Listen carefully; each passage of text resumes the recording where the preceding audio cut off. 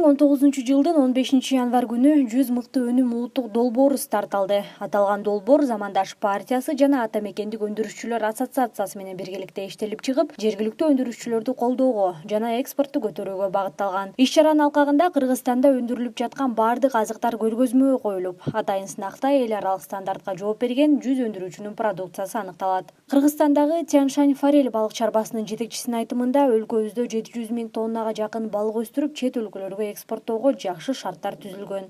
Икраны Европадан алып келебиз.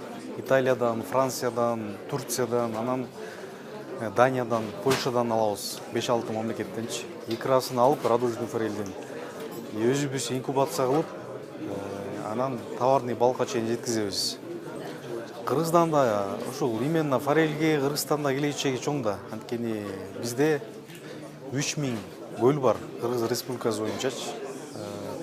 3500 дарыя бар, 52 суу сактагыч бар. Водохранилищеларында 52 бар да. Бизде республика боюнча 600 000, 700 000 тонна балык өстүрсөк болот.